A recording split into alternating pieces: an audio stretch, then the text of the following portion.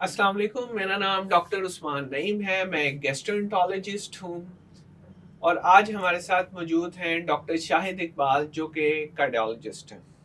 आज का पॉडकास्ट बहुत इम्पोर्टेंट है इस लिहाज से कि हम उन तमाम बीमारियों और वजूहात के बारे में बात करेंगे जो दिल और जिगर को इकट्ठा इन्वॉल्व करती हैं।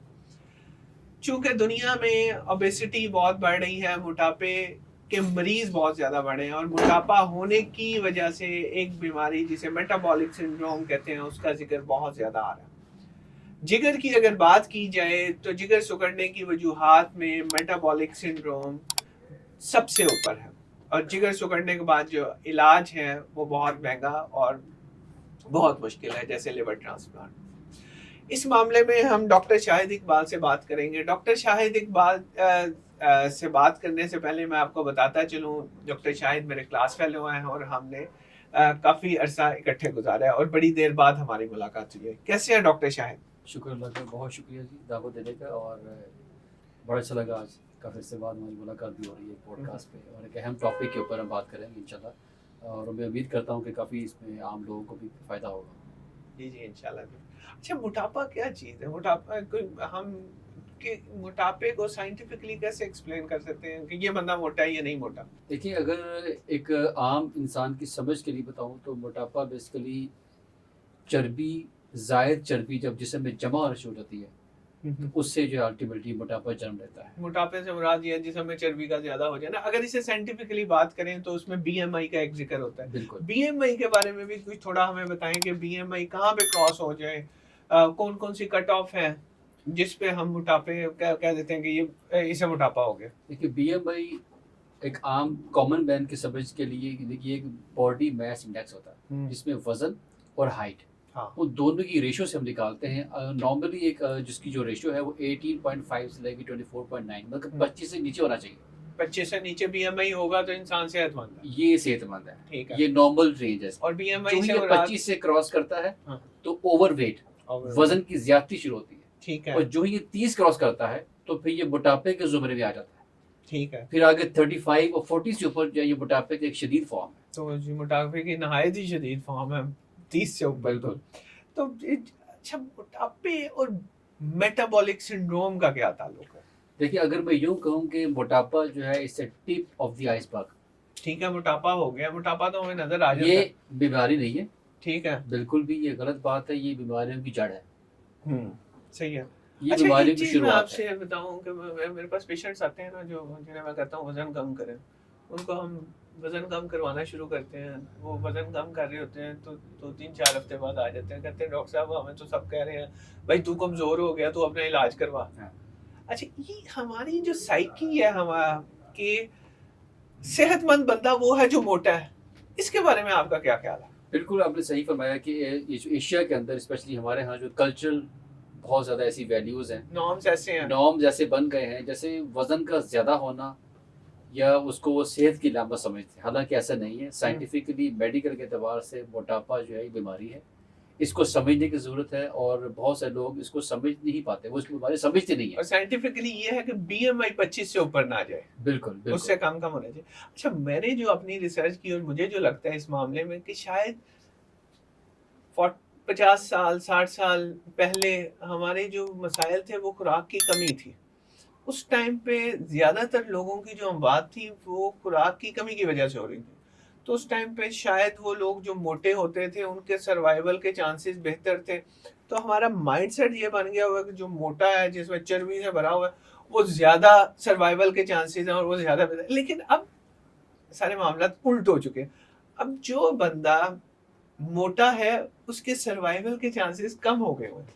देखिए, मोटापा जो है ओवरऑल लाइफ एक्सपेक्टेंसी कम करता है। मोटे लोग जो हैं, अगर आप इनकी औसतन भी निकालेंगे, एवरेज लाइफ भी दुनिया भर के अंदर भी, पाकिस्तान के अंदर भी, तो इनकी life with the passage of time कम होती है। जितना मोटापा ज़्यादा होगा उतनी लाइफ एक्सपेक्टेंसी कम होगी। हाँ, तो इसका मतलब ये हुआ कि सो कॉल्ड सेहतमंद लोग जो हमारे जहनों में जो सेहतमंद है मोटे लोग वो कम जीते हैं उन लोगों से जो पतले हैं। बिल्कुल ऐसा ही है। और ये समझने की ज़रूरत है आप इंसान को भी कि दुबला पतला नज़र आना ये कोई एक नेगेटिव पॉइंट नहीं है, ये पॉजिटिव पॉइंट। ये पॉजिटिव अच्छा, पॉइंट खास है। तौर पे बच्चों में ये चीज़ बहुत ज़्यादा جو دادیاں نانیاں ہیں وہ چاہ رہی ہوتی ہیں موٹے موٹے بچے ہوں اور ان کے گال اتنے بڑے ہوں. وہ شاید اوبیسٹی کی طرف تبھی آپ اپنی نیشن کو پش کر رہے ہیں کہ جو شروع سے ظاہر ہے موٹا ہوگا, وہ اس کی خوراک آپ نے زیادہ بڑھا دی ہوئی ہے, تو جیسے جیسے بڑا ہوگا اوبیسٹی ہونے کے چانسز زیادہ دیکھیں ہوں گے. میں تو وہ دنیا میں بات کروں تو دنیا بھر میں سب سے زیادہ جو موٹاپے کا شکار لوگ ہیں وہ ورجینیا ہے, یو ایس کے اندر ہے. اور پاکستان میں جو چیز سب سے زیادہ الارمنگ ہے وہ ہے بچوں کا موٹاپا. ہاں بچے بچوں سے, چونکہ آپ نے ابھی جب اس کو کم عمری کے اندر ہی ایسی خوراک پہ لگا دیا ان کے موٹاپے کا شکار ہونا شروع ہو گیا, بچوں کے اندر آگے فیٹ بھی, جگر پہ چربی آنا, بلڈ پریشر کا بڑھنا, یہ چیزیں جو ہے with the passage of time عمر کے ساتھ ساتھ تو ویسے ہی زیادہ ہوتی ہی ہوتی ہے, مگر بچوں میں زیادہ ہوتی ہے. ابھی انہوں نے ابھی بہت ساری زندگی گزارنی ہے تو وہ ابھی سے ان میں ہیلتھ پرابلم شروع ہوتے ہیں. پاکستان ٹاپ کنٹریز میں آ رہا ہے ایشیا کے اندر جن میں بچوں کی اوبیسٹی زیادہ ہے, اور شاید اس کی وجہ ہماری یہ مائیں ہیں. اور سوشلی ان نے بچوں کے بھی ذہن میں ڈال دیا کہ بھائی تو موٹا ہے تو تو فٹ ہے, بالکل ایسے ہی. اگر تو پتلا ہے تو اسٹگما بن جائے گا کہ پتہ نہیں کھاتا نہیں ہے تو کیا کرتا ہے. اور آپ نے ایک چیز اور دیکھی ہوگی, جو ہمارا جنک فوڈ ہے اس کی کریونگ زیادہ, اور اس کا جو زیادہ شوق سے لوگ کھاتے ہیں بچے ایسے ہی ہیں, ان کے اندر زیادہ اس چیز کریونگ ہوتی ہے, وہ زیادہ اس کا انٹیک لیتے ہیں. بچے اگر آپ میرے خیال میں گھر کا کھانا کچھ دن کھانا شروع کر دیں تو ان کے موڈ آف ہو جاتے ہیں. وہ کہتے ہیں کہ یہ ہمارے والدین پیار نہیں کرتے. ان کے لیے فن یہی ہے کہ آپ نے جو جنک فوڈ کا آرڈر کرنا ہے. اچھا, موٹاپا اور میٹابولک سنڈروم کو اگر ہم ڈیفینیشن دیکھیں, کیونکہ بیسیکلی ہمارا ٹاپک میٹابولک سنڈروم ہے اور اس کا اثر جگر اور دل پہ کیسے ہو رہا ہے, دونوں طرف بالکل دونوں کیسے انوالو ہوتے ہیں, تو اس کو میٹابولک سنڈروم کی ڈیفینیشن کیا ہے؟ دیکھیں میٹابولک سنڈروم یہ 5 چیزوں کا مجموعہ ہے.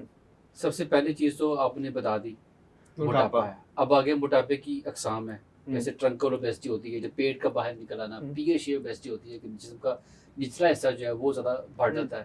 یہ آگے ڈفرنس کی شیپ میں بعد میں بات کریں گے. تو موٹاپے کا زیادہ ہونا, اس کی وجہ سے شوگر کا موٹاپا ہو گیا, شوگر ہو گیا, بلڈ پریشر کا بڑھ جانا, بلڈ پریشر, جو گڈ کولیسٹرول ہے اس کا کم ہو جانا, ٹھیک ہے, اور جو بیڈ کولیسٹرول ہے ٹرائیگلیسرائڈ سے کہتے ہیں اس کا بڑھ جانا. یہ 5 چیزیں جب ملتی ہیں تو یہ بنتا ہے میٹابولک سنڈروم, بیماریوں کا مجموعہ. اس میں ہے موٹاپا, sugar, blood pressure, good cholesterol کا کم ہو جانا اور برے بیڈ کولیسٹرول کا بڑھ جانا. اچھا, اس میں فیٹی لیور, اگر جگر کے لحاظ سے دیکھیں تو فیٹی لیور کو بھی اگر شامل کر لیا جائے تو چونکہ وہ ایک بڑا پارٹ اینڈ پارسل ہے میٹابولک سنڈروم کا, تو میرے خیال میں یہ بڑی بڑی جو علامات ہیں ان میں سے 5 میں یا 6 میں سے 3 اگر ہو جائیں تو اسے میٹابولک سنڈروم. 5 میں سے 3 چیزوں جس کے اندر موجود ہیں, 3 چیزیں, اس کو میٹابولک سنڈروم لیبل کر دیتے ہیں. کسی کو میٹابولک سنڈروم ہے, مگر مزے کی بات بتاؤں کہ اس میں جو جگر پہ چربی ہے وہ اس کے کرائٹیریا میں شامل نہیں ہے, مگر وہ اس کی شروعات ہے.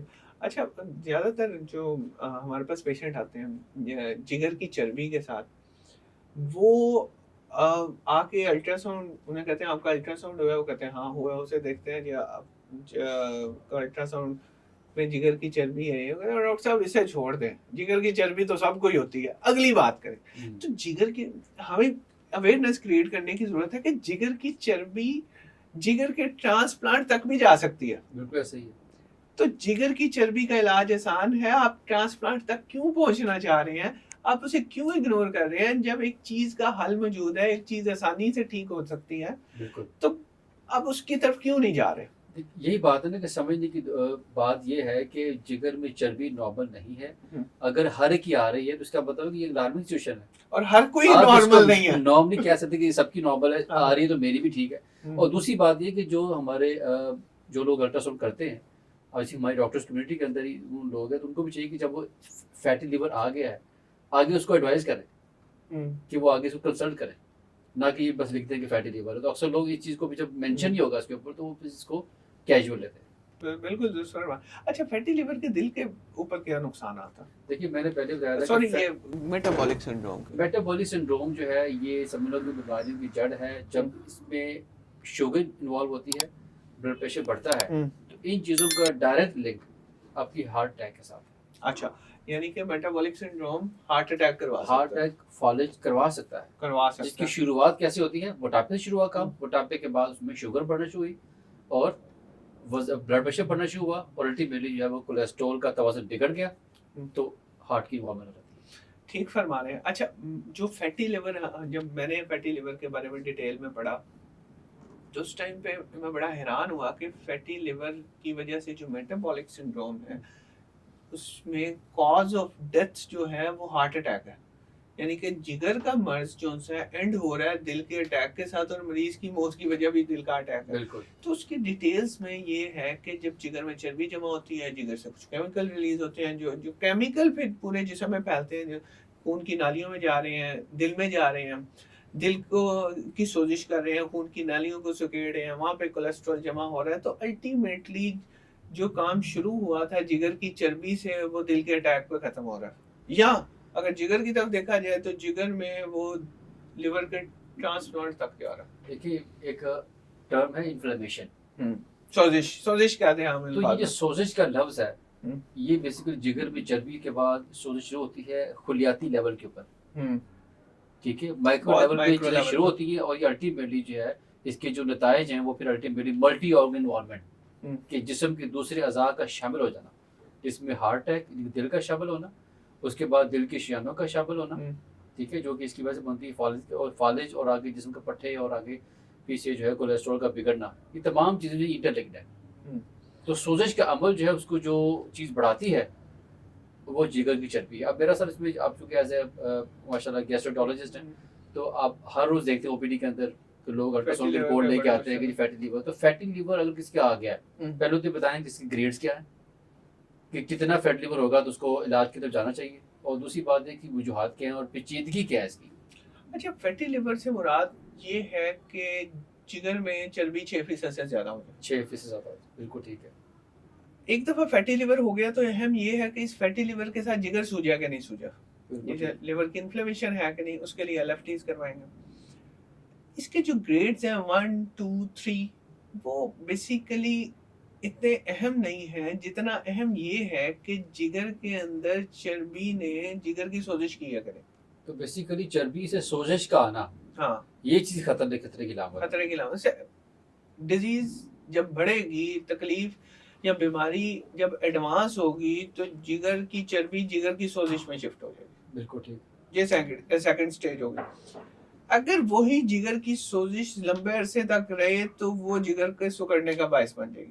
بالکل ٹھیک۔ امریکہ میں جو نمبر 1 کاز ہے جگر کے سکڑنے کی وہ ہے فیٹی لیور یا جگر کی سوزش چربی کی وجہ سے۔ اور جگر جب سوج گیا، تیسری سٹیج کے بعد چوتھی سٹیج ہے جگر کا کینسر۔ بالکل ٹھیک، یہ اس کی شدید فارم ہے۔ یہ شدید فارم ہے، یعنی کہ جگر میں چربی آئی، جگر کی سوزش ہوئی، چربی نے سوزش کی، سوزش نے جگر کو سکیڑ دیا، سکڑے ہوئے جگر میں جگر کا کینسر تو بن گیا۔ دیکھا جائے کہ ایک بظاہر معمولی چیز جس کو لوگ سمجھتے ہیں کہ جگر میں چربی کا آنا، وہ بات ختم ہو رہی ہے جگر کے کینسر کے اوپر۔ جگر کے، اور یہ بڑی اہم ہے، تو اس کے اوپر بلینز آف ڈالر کی ریسرچ ہو رہی ہے اس ٹائم پہ، اور 2-3 دوائیاں بھی ریسنٹلی پروو ہوئی ہیں صرف اس بیماری کے لیے، فیٹی لیور کے لیے، اور فیٹی لیور کی ایڈوانس سٹیجز کے لیے اس کے اوپر دوائیاں آ رہی ہیں۔ اور اس کی امپورٹنس نہ ہوتی تو اتنی اس پہ انویسٹمنٹ کبھی بھی نہیں تھی ہونی۔ تو یہ ہے۔ اچھا، ان دونوں کا آپس میں تعلق کیسے بنتا ہے؟ دیکھیے میٹابولک سنڈروم اور موٹاپا بیسیکلی یہ انٹر لنکڈ ہے، چونکہ میٹابولک سنڈروم کی جو پہلی شرط ہے وہ موٹاپا ہی ہے۔ موٹاپا ہوگا تو آگے چلے گا۔ ہاں، موٹاپے کی بات کروں تو ایک ٹرم ہوتی ہے waist to hip ratio. Waist to hip ratio جو ہے یہ بہت ضروری ہے، جس میں آپ ناف سے لے کے، ناف سے جو نیروس پارٹ ہوتا ہے اور پھر نیچے آپ کا جو وائڈسٹ پارٹ ہے، ان دونوں کی ریشو نکالتے ہیں۔ اگر تو 0.9 سے زیادہ ہے تو یہ سمجھ لیں کہ بیماریوں کی شروعات ہو گئی میلز کے اندر، اور خواتین میں 0.85 سے بڑھ گیا ہے تو یہ بھی سمجھ لیں کہ یہ رسک فیکٹر ایڈ ہو گیا۔ آپ کے کہنے کا مطلب یہ ہے کہ پیٹ کی چربی زیادہ نقصان دہ ہے باقی جسم کی چربی سے؟ یس، اس میں سائنٹیفک ایویڈنس ہے، ملٹیپل اسٹڈیز ہیں، ریسرچ موجود ہے کہ جو آپ کی پیٹ کی چربی ہے یہ زیادہ خطرناک ہے۔ اچھا، ایک پیشنٹ ہے، ایک بندہ چل رہا ہے، پھر کیسے پتہ چلے گا اسے میٹابولک سنڈروم ہو گئی ہے؟ دیکھیے بظاہر یہ بتانا مشکل ہے، ہاں ایسے لوگ جن میں موٹاپا نظر آ جاتا ہے ان میں آپ کہہ سکتے ہیں کہ یہ ایک وجہ ہو سکتی ہے۔ اچھا، میں نے فیٹی لیور کے بہت سے پیشنٹ دیکھے ہیں، بلکہ کافی زیادہ دیکھے ہیں، 20 سے 30% آپ کہہ سکتے ہیں، جو بالکل نارمل نظر آتے ہیں لیکن ان کا فیٹی لیور ہوتا ہے۔ بالکل صحیح فرمایا۔ نیشنل ہیلتھ سروے کی ایک رپورٹ کے مطابق پاکستان میں 28% لوگ ایسے ہیں جو کہ اپیرنٹلی نارمل لکنگ ہوتے ہیں، اور لیکن انہیں ان کا فیٹی لیور وزن بھی ٹھیک ہے، ان کا ہائٹ بھی ٹھیک ہے، بلڈ پریشر بھی وہ کچھ نہیں ہے، لیکن जब अल्ट्रासाउंड कराएंगे तो फैटी लीवर आया होगा। फिर क्या करें? अब यहाँ पे चूंकि ये चीज़ समझने की ज़रूरत है कि अब उसको क्या करना चाहिए। फौरी तौर के ऊपर अपना ब्लड प्रेशर चेक करवाएं, उस पर नज़र रखें, शुगर का टेस्ट करवाएं और कोलेस्ट्रॉल का टेस्ट करवाएं।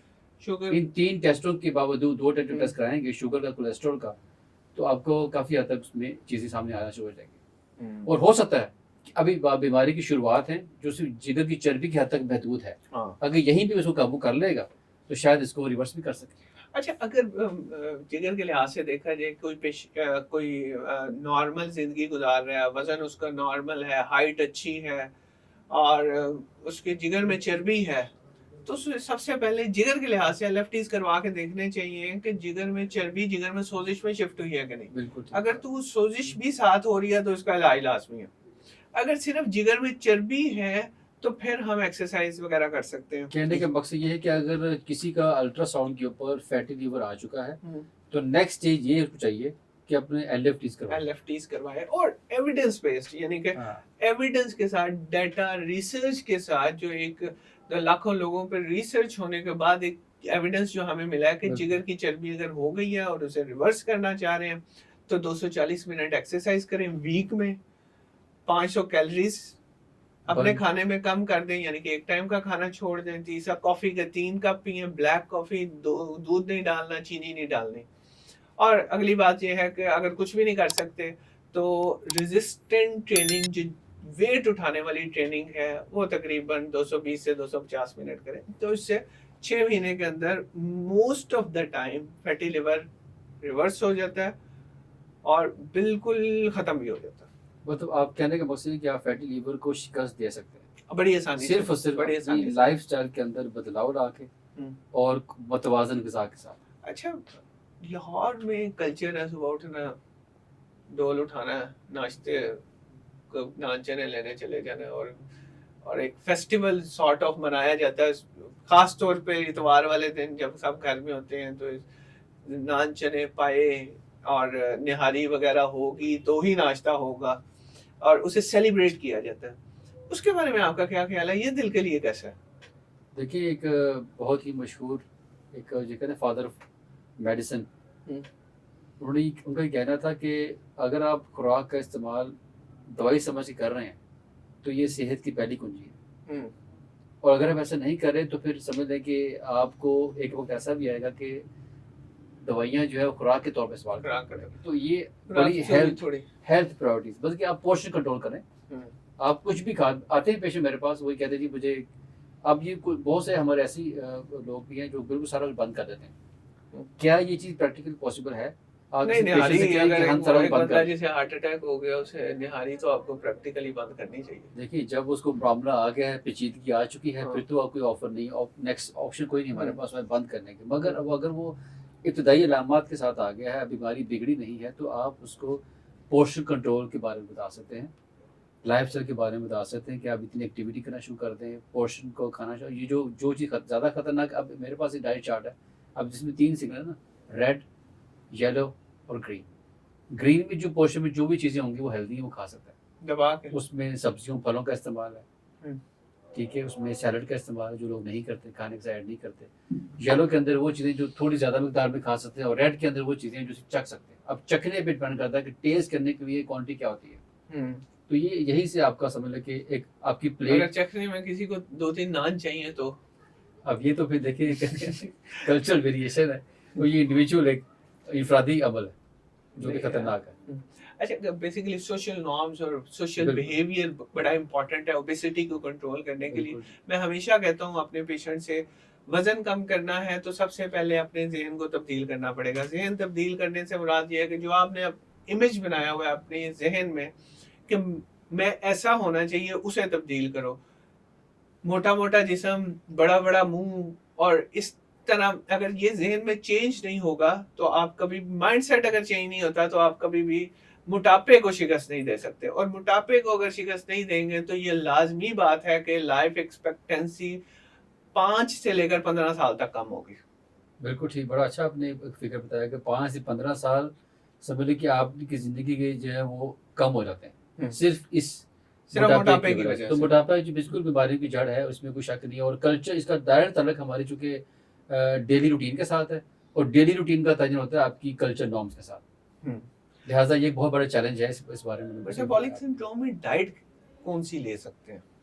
دیکھیں میٹابولک سنڈروم میں وہی ہے کہ سبزیوں پھلوں کا استعمال کریں, سیلڈ کا استعمال کریں, پانی کا استعمال زیادہ کریں. میں پیشنٹ سے یہ کہتا ہوں کہ پانی وہ کھانے سے پہلے استعمال کریں. سبزیاں اگر آپ غذائی صحت کے اصولوں کے مطابق اسلامی طریقہ کار سے کھانا کھائیں گے تو کبھی آپ کو کوئی پرہیز لگے گی. مگر وہ یہ تھا کہ وہ لوگ اکثر جو ہے نا پانی کا استعمال کم کرتے ہیں یا وہ کھانے کے درمیان میں یا اینڈ پہ کر رہے ہوتے ہیں. جو استعمال کرتے ہیں وہ بھی غلط کرتے ہیں. وہ بھی کرتے ہیں. آپ کھانے کے درمیان اور کھانے کے اینڈ پہ پانی لے رہے ہیں تو اس کا مطلب ہے معدے کے مسائل بڑھ رہے ہیں. جو لوگ پورشن نہیں کنٹرول کر سکتے وہ پانی کا استعمال زیادہ کر دیں. کیا ہوگا کہ جب پانی کا استعمال کریں کھانے سے تو اس سے پورشن آٹومیٹکلی کم ہو جائے گا. فائبرز لے لیں, فائبر اسبگول لیں, چیا سیڈ لیں. فائبر کے لیے بیسٹ سپلیمنٹ ہے وہ آپ کے پھل ہیں, فروٹس لیں. اس سے اچھا کوئی سپلیمنٹ نہیں ہے.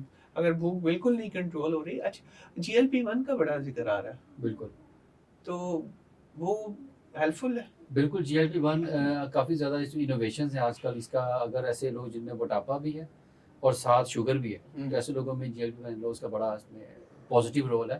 کافی زیادہ اس پہ ریسرچ ہو رہی ہے نہ صرف پاکستان بلکہ پاکستان سے باہر بھی اس پہ جو ہے کام ہو رہا ہے اور اس کے اچھے خاصے ریزلٹس آ رہے ہیں. ایسے لوگ جو کہتے ہیں کہ ہم نے کھانا نہیں چھوڑنا, یہ ان لوگوں کے لیے ہے. وہ کہتے ہیں ہم نے کھانا بھی نہیں چھوڑنا, اسے دوائی کھلا کے چھڑوا دیں گے, وزن بھی کم کرنا ہے. تو اب پھر یہی شرط ہے کہ آپ ایسی دوائی دے دو جو ان کو یہ فیلنگ آنا شروع ہو جائے کہ میں نے کھانا کھانا. اچھا میں نے کچھ پیشنٹس ایسے دیکھے انہیں میں نے GLP-1 سٹارٹ کیا اور انہوں نے کہا کہ بھائی یہ اس کا کام ہی ہے کہ تیری بھوک تھوڑی کم رکھے گا, جو تمہاری کریونگز آ رہی ہیں نا اسے کنٹرول کر کے رکھے گا.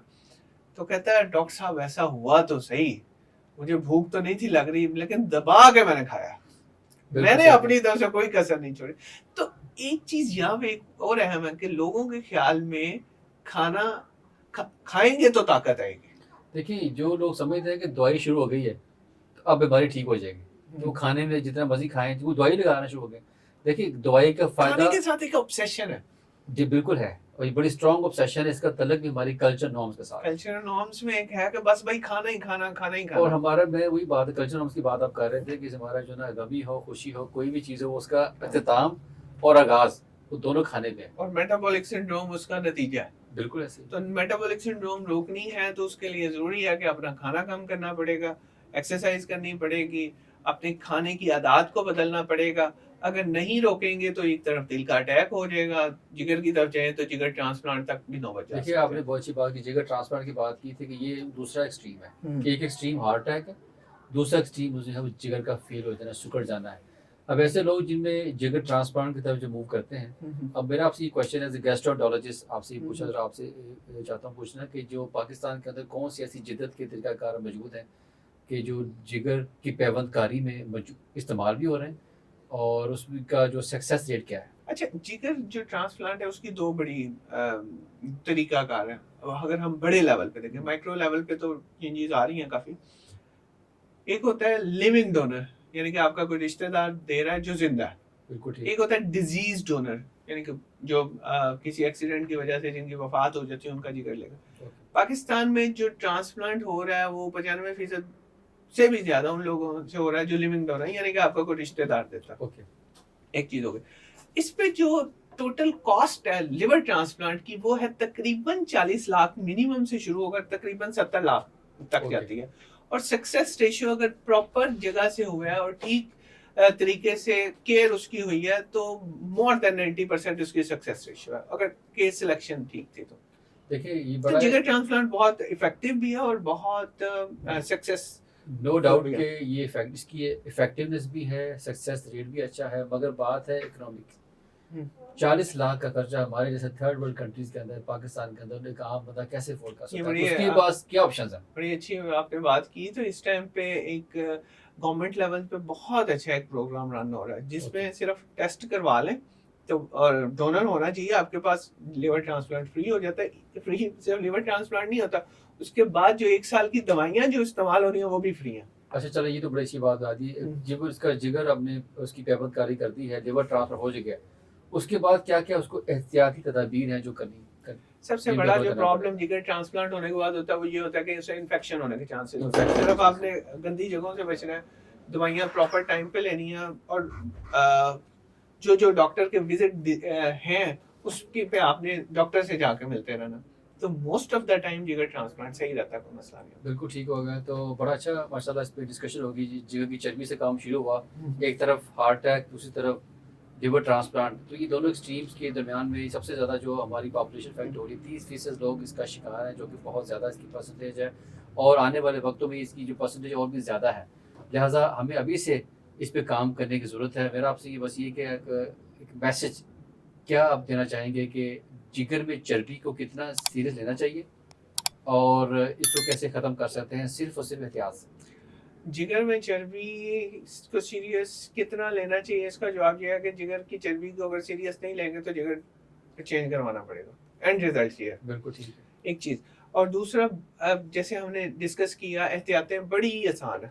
اپنی خوراک جو سی ہے وہ 30% کم کر لیں, 500 کیلریز 30% خوراک کم کر لیں. روزانہ 45 منٹ سے لے کر 1 گھنٹہ یعنی کہ 250 منٹ ایک ہفتے میں ورزش کریں. کافی کے 3 کپ پئیں, بلیک کافی کا, یہ ایویڈنس کے ساتھ ہے جس کے اوپر ڈیٹا ریسرچ ہے. اور اگر جگر کے ٹیسٹ خراب ہونا شروع ہو گئے ہیں تو پھر ہم آپ کو دوائیں بھی دے سکتے ہیں اور دواؤں سے بھی علاج ہو سکتا ہے, لیکن زیادہ تر لوگ صرف ورزش سے ٹھیک ہو جاتے ہیں, اور ورزش ہی اس کا بہت اچھا علاج ہے. بالکل صحیح فرمایا آپ نے. میں آپ کو بتاؤں کہ امریکن ہارٹ ایسوسیشن کے مطابق اگر ہر بندہ جو ہے 30 minute brisk walk 5 days a week, جو کہ بنتے ہیں 150 منٹ ہفتے کے, یہ ایک منیمم ریکوائرمنٹ ہے کسی بھی انسان کے لیے سروائیول کے لیے. اگر وہ 150 منٹ خود کو نہیں دے سکتا ایک ہفتے کے اندر بھی, تو پھر وہ گلا نہیں کر سکتا کہ میں ٹھیک کیوں نہیں ہو رہا. بس یہ سمجھ لیں کہ اس کا یہی کرکس ہے. جی ناظرین, بہت شکریہ. ڈاکٹر شاہد آپ کا بھی بہت شکریہ, آپ ہمارے ساتھ تھے, اور امید ہے کہ آپ کو یہ پوڈ کاسٹ پسند آیا ہوگا. اور جو آپ کے کوشچن ہو نیچے کمنٹس میں ہم سے پوچھیں, اور جو ٹاپک آپ ڈسکس کرنا چاہ رہے ہیں, جن ٹاپکس کے بارے میں آپ جاننا چاہ رہے ہیں, وہ بھی ہمیں ضرور بتائیں. اللہ حافظ. آج کے لیے اتنا.